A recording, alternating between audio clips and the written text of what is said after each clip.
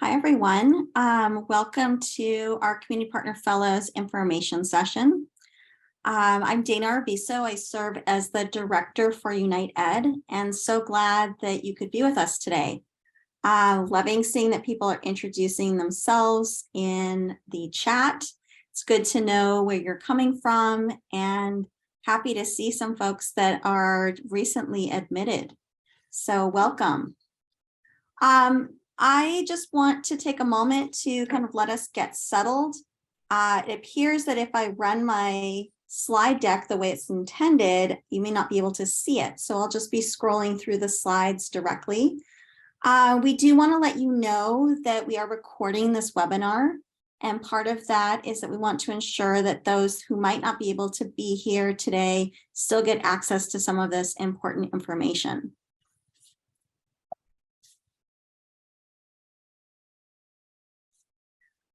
So I'm going to be leading today's webinar, and I can tell you a little bit about both myself and about the Community Partner Fellows program.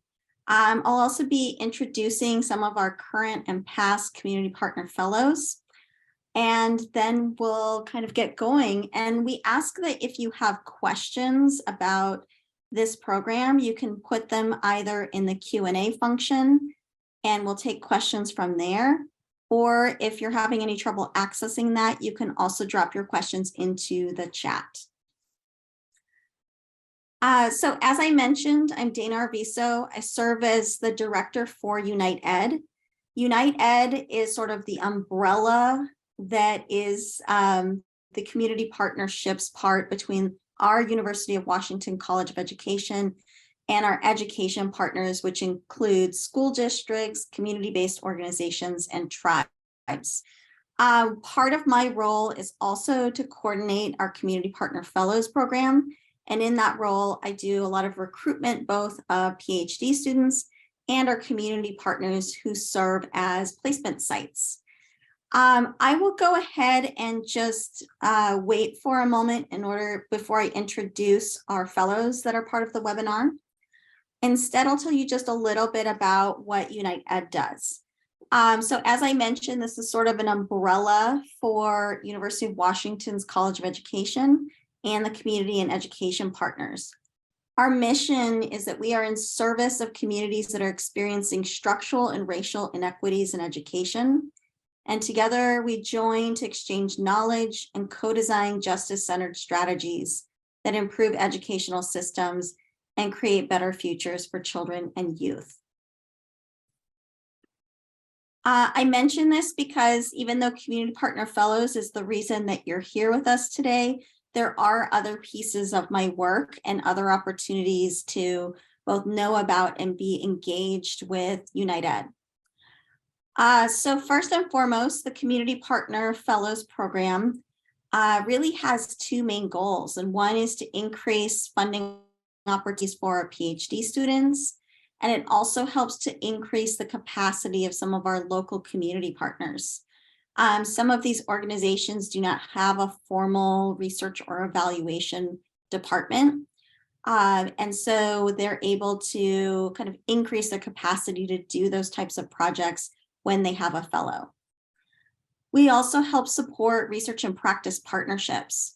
And for those of you that aren't familiar with this term, this is an opportunity to help build and strengthen relationships between our local community and some of our faculty. That often can result in, again, increasing the capacity of our community organizations to conduct research. It also helps ensure that some of that research is more community driven. And then the last bucket of my work is really around building and strengthening relationships with our community partners, tribes, and school districts. We found that just in building out that network, we're able to imagine new possibilities for how we can partner and do this work together. I want to tell you a little bit about some of the purpose and the benefits of Community Partner Fellows. I'll start by sharing a little bit of a story with you all. So I came into this role about 5 years ago in the summer of 2018. And at that time, I had a chance to meet with our dean, Mia Tuan, and she was fairly new to her role at that point in time in her first 5 years. And in her role, she goes out and talks to a lot of our community partners. One of the things that she noticed as she went out and met with different groups is that we already had so many of our alumni that were out in the community and making a difference. So certainly we have lots of undergraduate and master students, but she also noticed that we had a lot of former PhD students that were doing this kind of research and evaluation or serving in senior leadership roles across kind of our ecosystem of education partners throughout the Puget Sound.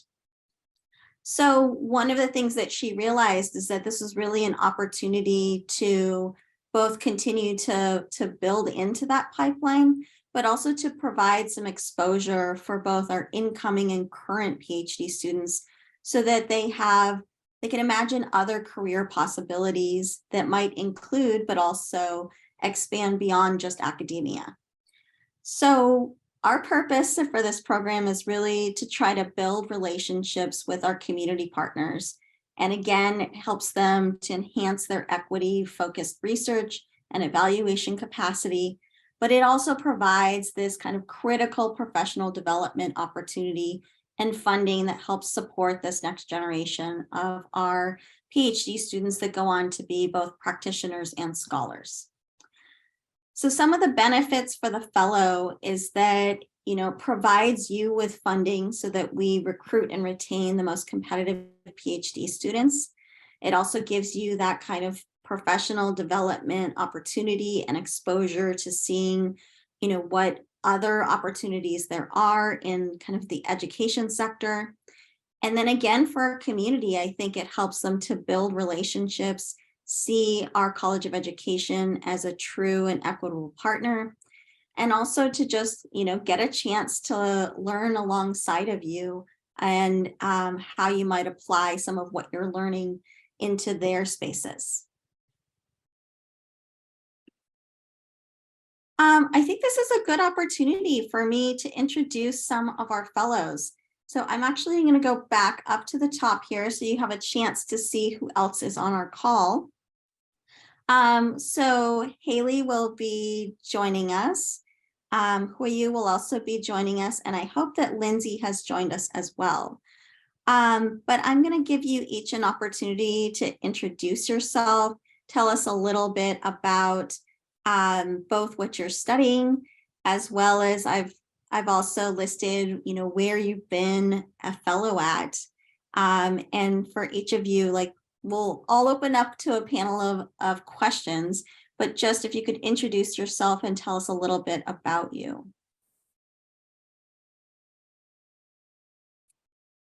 Haley, would you like to go first? Sure. I was just going to say I'm first on the list, so I'm happy to go. I think Lindsay's here, just so you know, Dana.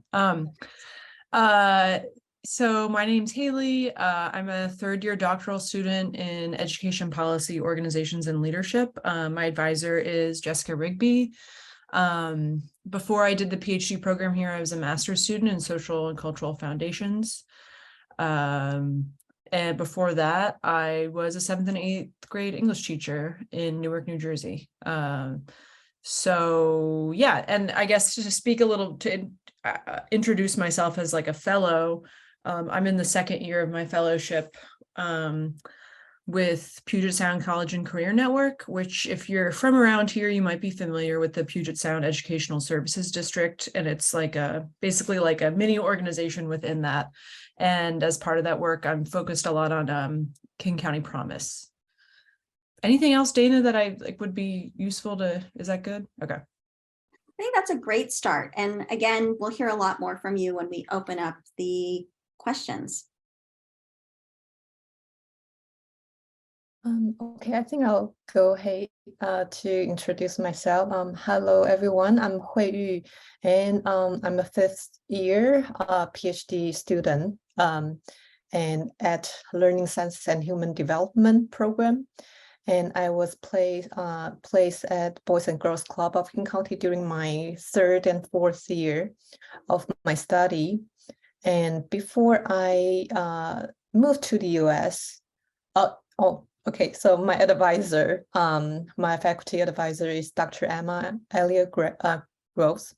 And then, so before I moved to the US for my master's and PhD program, I was in Taiwan working as a teacher, teaching in elementary school and middle school, high school.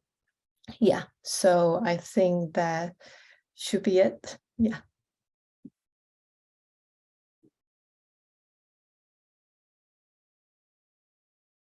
Hi, Welcome, everyone. Lindsay. Yes, thank you. It's great to be in community with you all, and thank you, Hayu and Haley, for sharing. My name is Lindsay Kaiser. I am a 4th year PhD candidate within educational policy, organizations, and leadership. Prior to coming to UW, I spent 10 years in public education, and I became really curious about thinking about anti-racist leadership from a principles perspective, and also thinking about authentic and meaningful partnerships with community, which was one of the reasons why I came to the University of Washington. Really interested and invested in community partnerships. And so this fellowship gave me the opportunity to partner with Technology Access Foundation here in Seattle. And my formal partnership with Technology Access Foundation was from 2019 to 2021. And I've continued on with that partnership for my dissertation.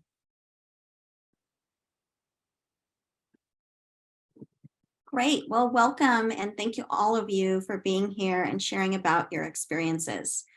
So I have just 3 questions to kind of get us going in this conversation, and they're really open to all of you. So I'm going to start by asking you if you could tell us about the types of projects or kinds of projects that you worked on during your fellowship. I know that some of you worked on like one sustained project across the entire thing. Others of you may have had a series of projects that you worked on. So if you could just tell us a little bit about that, I think that'd be a great way to kind of open up this conversation. If we want to keep going in the same order, at least for this question, I don't have to go first for each one. But yeah, so I'm still in the process, right? I'm like working on my projects right now because I'm not done yet with my fellowship, but I've done a lot of different things in my time with PSCCN. I think, and I can get into this more later. Like, I think depending on probably the organization you're with and like their needs, this is pretty, I'm kind of stating the obvious, but you're going to be working on different things. And yeah, so a lot of what I did going in was kind of working on like the program model for King County Promise, and a Promise program is just like college access pipeline basically. And so like initially I was doing like a lot of programming materials, like kind of synthesizing a lot of the materials that they had and trying to create like practitioner and public facing documents about like what the program was. And then because of like a lot of organizational kind of constraints out of their control, like we've shifted a lot over the time, I think, like from what they initially wanted me to do. And so I've done everything from like, right, what I was just talking about, like creating program materials to program implementation stuff. As Promise has been like funded and we have funded partners, like I'm in charge of their practitioner improvement work group. So like I work with their college advisors on continuous improvement stuff, which is it just so happened that that's like something my past research assistantships have given me experience in. And now in kind of my 2nd year, we're presenting at ARA, which is a big conference in the spring about, I kind of like designed a research project about how the design and implementation of King County Promise does or does not integrate community cultural wealth, which is kind of this like theoretical framework about how education leaders can draw on the community expertise, specifically of marginalized folks. That's like a very inelegant description of that framework, but just to give it a quick summary. And so that's been really cool because that's been like pretty independent, and it's both for ARA, but it also, I think, it aligns pretty nicely with their own evaluation work that they have to do. So it's not like your classic, policy evaluation, like cost benefit analysis or something like that, but involving the community and community expertise in the work that they do is like a stated goal. And so this project is helping them improve the program, or hopefully will. That's like the hope of the research. And I'll stop there before I keep going on. Yeah, thank you, Haley. I'll go ahead and talk about my placement. Like I mentioned, I was with Boys and Girls Clubs of King County, the BGCKC, and I was under the program service team, in which the work that we were doing was to develop, implement, and evaluate different programs at the Boys and at the BGCKC. So we have some long-term programs, such as the summer brain games that happens each summer, with a focus on social emotional development and healthy lifestyle. And there was also a program that such as appreciation circles that is was trying to address the mental health responding to the pandemic. So to understand how so we do, like my coworker and I, we did conduct the focus groups or the survey and some sort of assessment form, like such as the post checks with teams and the staff at the BGCKC. We wanted to understand their experiences in different programs, and then to improve and make revision for the programs if necessary. So that's what I was doing throughout the 2 years. And yeah, I think that's it. Thank you. For my partnership with Technology Access Foundation, I supported the organization in thinking about equitable practices within the community-based organization. To do that, I held space for community employees to share out their lived experiences and really start to unpack and engage in conversation about what equitable practices would look like within an organization such as TAF. And so we created this detailed, comprehensive rubric to help engage in conversation and space to reflect and share thoughts. And I also did that with one of their partnership schools too. So I engaged in conversation with teachers to think about what does it mean to center and think about racial equity as a teacher. And so to do that, I held focus group, small group conversations, interviews to help gather that data and continuously share out and gain feedback on what those practices would look like. Excellent, thank you. I think that we can do another round, or if one of you would like to go first on this question. I'd love to know, how did this experience complement what you've learned in your PhD program?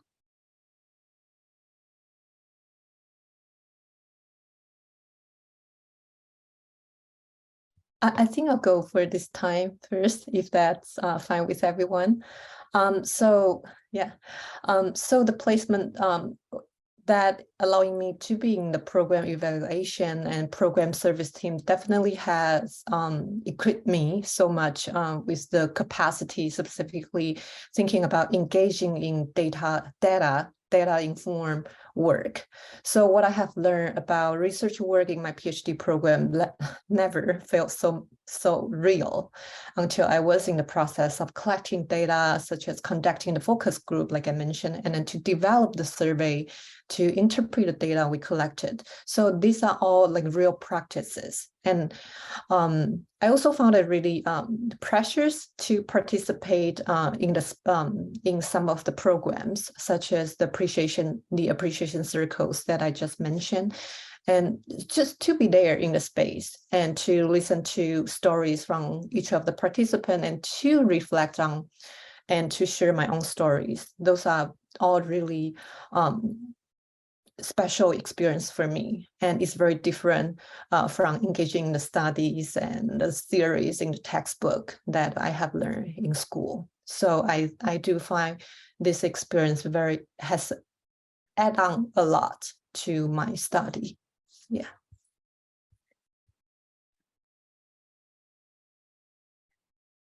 For me, there are three things that are standing out to me. One is that it emphasized the importance of building trust within partnerships, prioritizing the relationship before the task. Another area that was reinforced was thinking about what partnership means in practice, and thinking about my racial positionality within the work. And so as a white woman coming into the space of a predominantly Black and brown woman-led organization, what does that mean? And this process helped to solidify and inform my equity-based core beliefs that help guide me through really ethnographic qualitative research that inform how I act and think about ways to disrupt power structures as a researcher, and to critically reflect on like, what are the ways that I am reifying white power structures, and think about ways to disrupt that and navigate that system. So those are just a few of the things that are standing out to me. I was nodding when Lindsay was talking about trust, because that's definitely something that's come up a lot in like my own just doctoral work, and then in every phase. That's been a really big part. Just and then that's definitely been really relevant in my partnership, just watching kind of in action this organization try to build trust with partnerships, and then these partnerships are also building trust with students and communities, and just like how difficult that is. And you're kind of seeing it in real time, and like watching theories and things you've learned, and just like from being a person in the world, right, your own like theories of action as a human kind of coming alive in front of you. I also think so my research interests are really, really different from what I do with my fellowship. So my research interests are about metropolitan politics in the US and how that impacts educational equity, usually looking at like things like housing policy and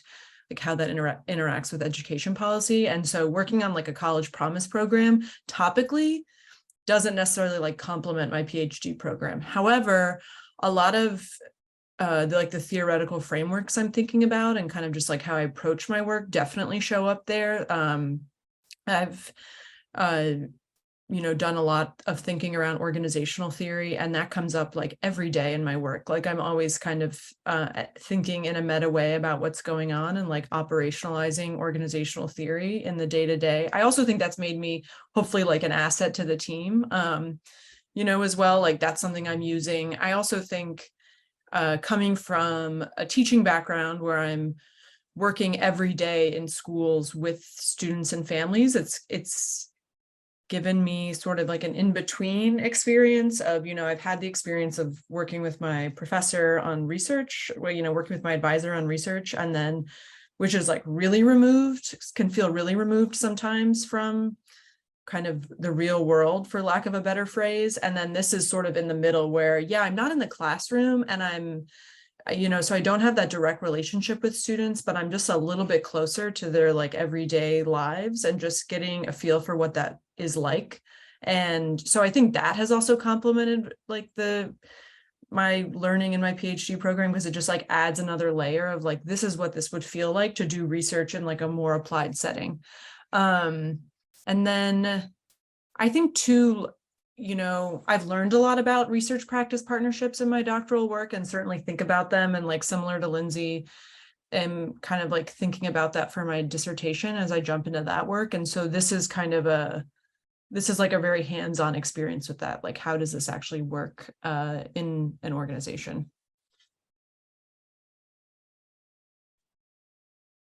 My last question that I'll pose to this panel is that, what are some of the key lessons that you've learned from working outside of academia and within a community-focused education serving organization?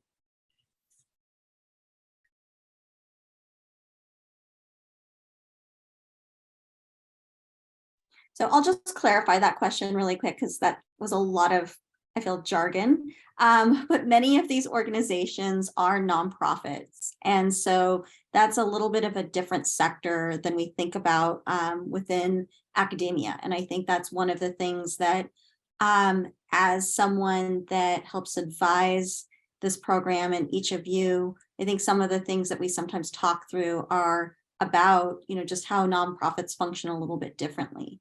And some of both the opportunities that they have and some of the challenges.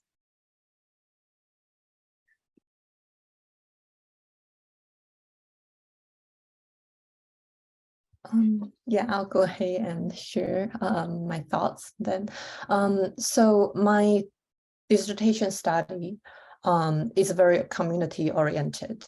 So I'm working with a tribal community in Taiwan right now. So the work with CPF with BGCKC definitely has enabled me to present myself in the spaces and to be vulnerable really at times. So, and also thinking, so myself as an international student, this kind of work also create an opportunity for me to understand specifically about this country better. Yeah, I do feel like closer to this country in this place, Seattle, specifically King County, and last feeling like an outsider and feel more confident with, to utilize what I have learned about the context here. And so I resonate when Lindsay was talking about the position, and then I feel like this experience also enabled me to understand the power dynamics between different parties. And then I also see my position when I'm in these different spaces. And I do enjoy, I was very fortunate to have a really supportive supervisor, and I was able to be in these different spaces to have a lot of conversations with the teams and the community members.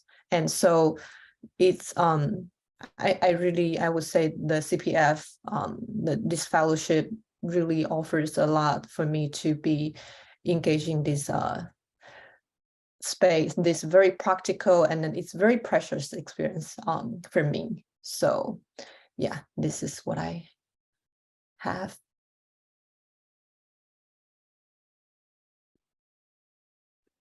I can go, Lindsay. I'm like looking at you and your screen, but you can't see me looking at you. I think so. Yeah, I mean, there's it kind of, I guess, highlights the opportunities of working outside academia and the challenges. Neither is like I think maybe before I did this, I had like a grass is greener on the other side type of attitude where I'm like, once I'm working with a community organization, everything will be perfect. And I do think like there's so many things I love about working in my fellowship, and there are a lot of opportunities that I think come up because it's just, it's far more flexible than being in academia, right? It's like much less rigid. They're doing things on the fly. They're doing things as needed. Like you are responding in a much quicker way compared to academia, where like the length of like the research timeline and kind of the needs are happening more slowly, I would say, at least in my experience, especially when you're thinking about like working on something that's going to go to like a peer-reviewed something, right? That's just a different type of process than doing something for like the here and now, what they need. I also think like part of that has brought up this kind of like tension between thinking and doing. I think for me, like, I'm really comfortable like sitting around and thinking about things because that's what I'm often tasked to do as a PhD student. And then working with an organization, like they're kind of like, yeah, that's great, but like we also need like you to act. And so like learning how to balance that, I think, has been like a really good lesson. And then I think, there's like this whole thing about like just sort of the difference in like funding constraints and like real life issues that nonprofits face that I've definitely like learned lessons in, like what is that like to work for an organization that has funding constraints? Not that academia doesn't as well, like they're also dictated by funding in that sort of way, but it's just, again, it's like a different sort of timeline and responsiveness, I would say. And then I think there's kind of two other things that come to mind. One is working, the feeling of working on a team versus working more individually. I think in academia and like as a PhD student, I have worked on research teams before, but it's like super small. It's like you and another doc student. That's the experience I've had, or it's been like alone and I'm just like giving my work to my advisor, my professor to review. And so working on a team is like a really nice, I really like that part of it. And so that's been like a good lesson. Just like, I guess for me, thinking about what I'm going to do after this, it's like, oh, now I like know what that's like working on like a team-based sort of project, especially with research. And then I think too, like, what does it feel like to do research when you have a lot of autonomy? Obviously, we have, sometimes our autonomy with writing our dissertations can be kind of scary, but like we have a lot of autonomy there. But at the same time, you sort of have, you're very kind of like beholden to your committee and in a good way, right? Like they're putting up guardrails for you, but like there's things you have to do and you do them a certain way. And it's just, at least in my experience, I've had a lot of independence and autonomy to decide what I want to work on. And that has been like I've learned a lot from that experience. Like, I really like that. And that has, I think, influences kind of how I think about what I would like to do after I graduate.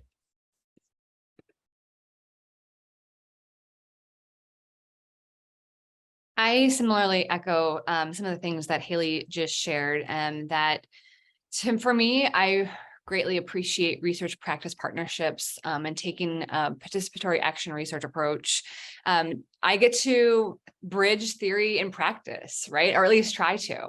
And I love to think about theory. It guides the way I think, the way I talk, and hopefully informs the way I act, right? And so getting to really think deeply about theory and trying to connect that to practice is something that I love to do. And RPPs really afford me the opportunity to do that.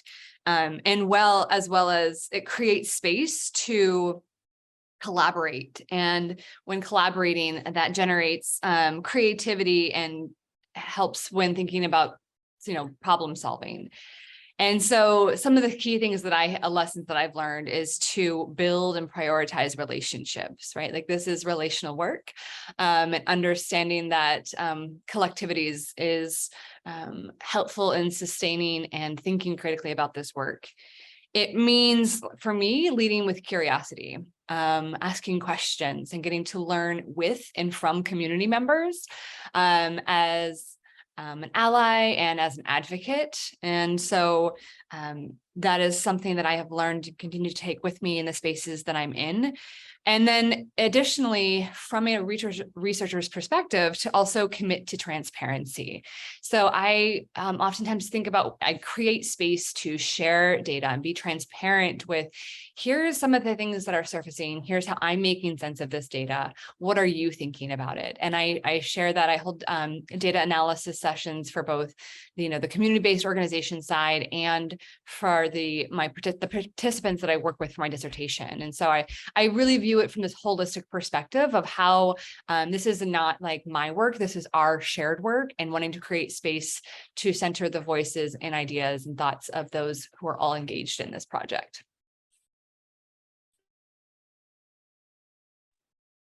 Great. I'm going to stop sharing for just a moment because I do think we have some questions. And I just want to take a look at what questions are coming up, and hopefully our team can help us look at these as well. Okay, we have a two-part question here for our panelists. The first question is, outside of the work that you do with the organization you're placed with, what are the expectations or requirements of the fellowship?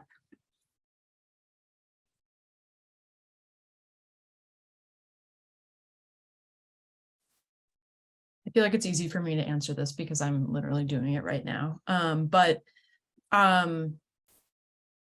And Dana also knows the answer to this. She helps us do this, but I don't know. I guess from my experience, it's like, that your like main responsibility is like to the organization you're placed with, and like you set your work plan and goals with them, and Dana is sort of there as a support where she'll like work with you and your supervisor to kind of help you make sure that, so like that's a requirement, right, is like to meet with Dana and with your supervisor, but really like the spirit of that is to sort of, it's been really helpful for me to sort of get the like confidence and agency to be like, yes, I can manage up and I can set goals, and I don't just have to like be responsive to whatever the organization tells me to do. Like I can kind of figure out like, what do I want this experience to be for myself as well. And then, so like that is a requirement. And then also we meet like as a crew, like as the fellows, and we like discuss, like sometimes Dana will bring in a speaker or we'll like talk about like the work that we're doing. But it feels weird to call that a requirement because it doesn't like feel, it's like not like a huge time suck or something like that. And it's like very supportive. So I don't know if I've missed anything. I can have a little bit of clarity. So on the structured part of this, there is an expectation of working up to 20 hours per week through the academic year in the placements. And, and I think we try to be very clear in a memorandum of understanding that we establish with the organization, what that time expectation looks like. We try to really create an expectation with the site supervisors that as a PhD student, you'll be going through different milestones like taking your general exams. And at times like that, if they can afford more flexibility around the schedule, then that's greatly appreciated for both the doctoral student and for just kind of the viability of the program. So we do have an MOU that helps kind of lay out the roles and responsibilities, both for the community partner fellow, the site supervisor, and then myself as the manager of this program.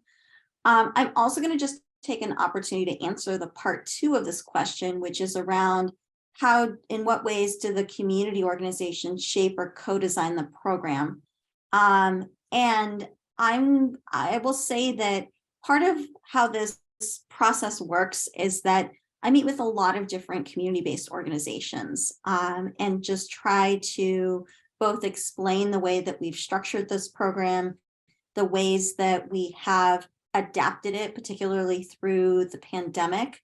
It was originally envisioned as a 2-year fellowship opportunity, but we have, provided a 1-year option and as well as a 1 year with an option to renew. I think that the other document that Haley was referring to is what we call a scope of work. And we have each of the community organizations develop kind of a draft scope of work that is part of the application process. So in that, they're sort of envisioning, that's both an explanation of what does this organization do, and also what they're envisioning that their community partner fellow could work on while they're in their placement site. That is definitely, I think, something that is co-developed. They put forth a draft.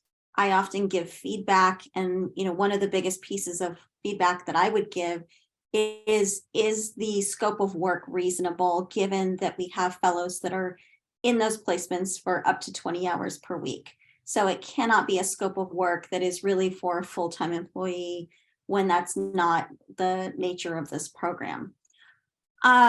As we go through this process of interviews and kind of working out the placements, there is an opportunity after the fellow has kind of been in that placement for the first quarter to revisit that scope of work and see if it needs to be adjusted. And often they do. I think that our partners are really open to seeing like, what is the knowledge, what are the skills, what are the types of projects that our fellow wants to work on, and then to sort of adjust that scope of work so that it's more accurately reflects the type of work that they can do in partnership. So that would be sort of the way that I think they're kind of shaping and co-designing this. I'm less able to directly address how the work that's happening in these spaces is influencing the practice of the whole college, because that's a pretty big question. I would say that though our college has definitely doubled down on our commitment to community-led work and to supporting equity work that's happening in partnership with communities. That's a really strong commitment that our dean, Mia Tuan, has made. And so I think it's sort of infused through not just community partner fellows, but a lot of the work that we're doing as a college.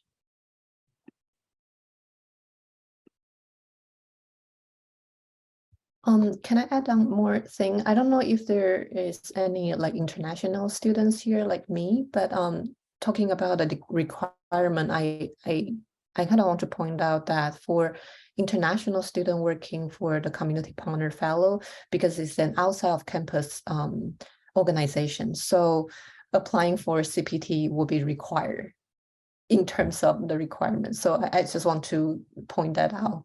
Yeah, so if you really get a fellowship and you are an international student and then you are placed with the organization, then it's the requirement for you to apply for the CPT, which is curricular practical training. They will require you to, they will ask you to take one independent study and then, go on that process. And I'm sure Dana was really supportive for me doing that during the process. So it sounds complicated, but it's not at all. Yeah, I just want to point that out. Thank you. And I would also offer that once we select the fellows and before they start their fellowships in the fall, we also do an orientation that goes through a lot of kind of the nuts and bolts of making sure that our fellows understand the roles and responsibilities that are laid out in our memorandum of understanding, but also going through some of the we walk everyone through kind of what does the financial part of this look like.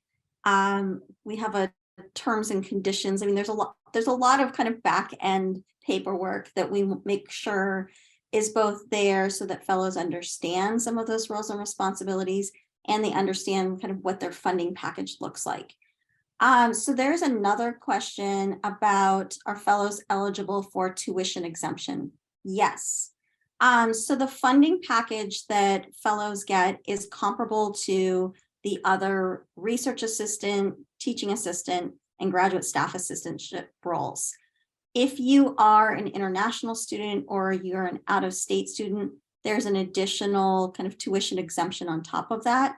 You will still have to pay a portion of your tuition every quarter because the exemption does not cover some of the specific fees that go around with that. So when we get to the application page, I can show you a little bit more of a breakdown of what that funding package looks like. But in short, yes, you're eligible for tuition exemption.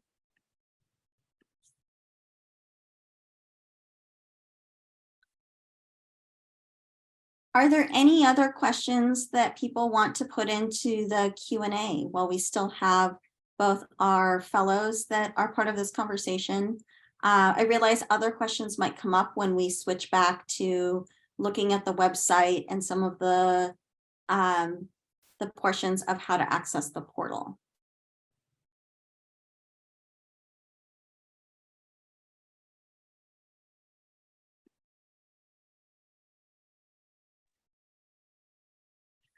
We have a question as well about the duration of the fellowship.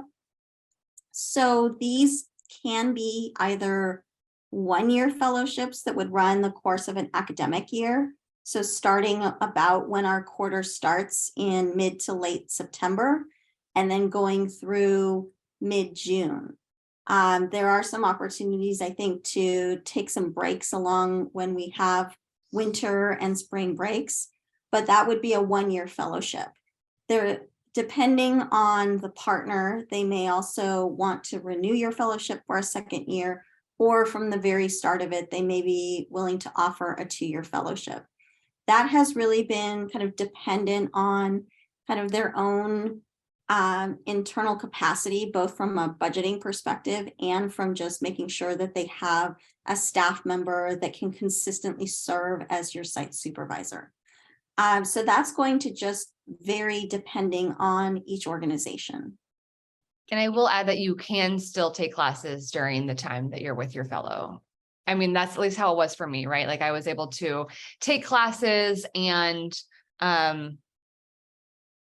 work with my community partner. Right. I will just add that, we really try to work with each of the community partner organizations to help them understand that first and foremost, you are a student. And so that means that you still need to have a flexible enough schedule to take classes, to go through and meet your academic milestones, and that will, be a priority through the whole time that you're in your fellowship. And if there are any things that come up around scheduling and trying to sort of work that out, I'm always available to help brainstorm and just think about how that can work out. During the pandemic, I think that most of our fellows either worked a hybrid schedule or they worked remote, just depending on kind of where our health advisories were at within King County at that point in time. I do anticipate that as we begin to come further out of the pandemic, there may be more opportunities to be on site in these community partner placement sites, but it will really just be a conversation that sort of happens and can be both asked during the interview stage, but also as part of the onboarding process.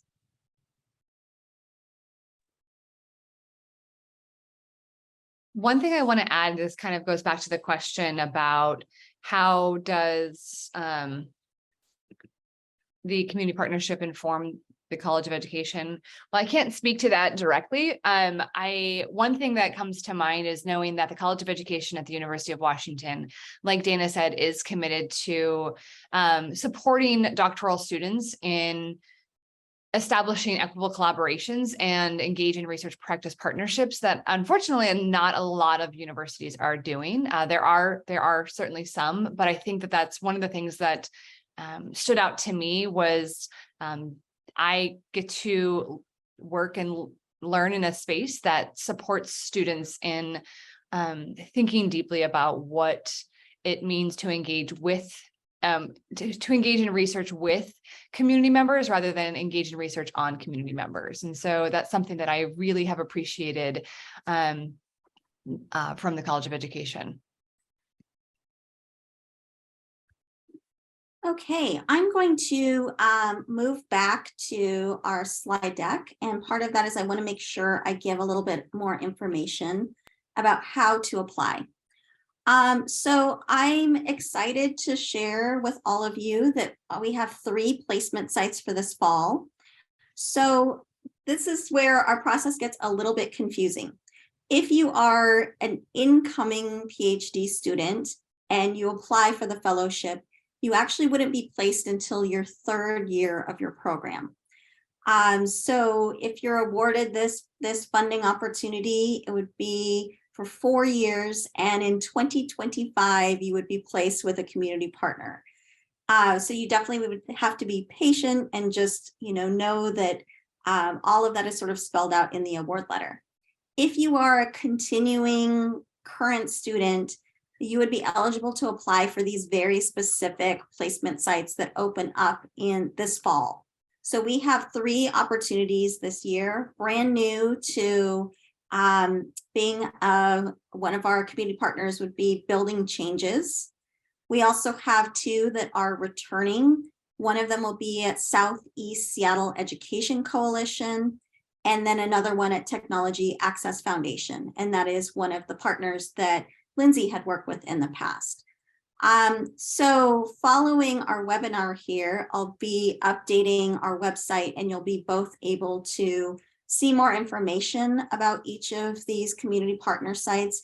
And we'll actually have a place where you can download and take a look at the scope of work for each of these opportunities.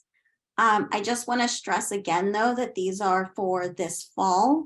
And if you are an incoming student, I wouldn't advise applying for these because I think it's best to focus on your classes and sort of learning how to become a PhD student. It's an intense process that first year. I want to just share a little bit about how to apply. So I do have some updates on this page, and you'll have a chance to take a look at those as well. I will be making another update as soon as we finish this webinar, just to make sure that those scope of work documents are available. But what I would say is that there is a very specific way to apply for this opportunity. We have kind of this consolidated funding opportunities portal that opens up today. And so that goes through a piece of software called Community Force.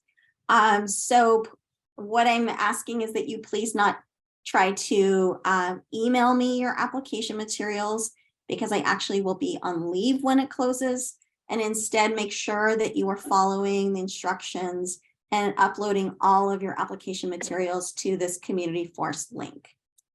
Give me 1 second while I just open up these pages.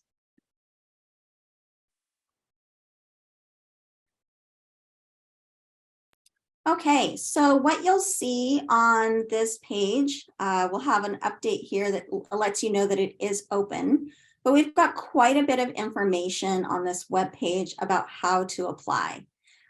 So there is some background information, some of which you've probably heard today, around what the purpose of Community Partner Fellows is.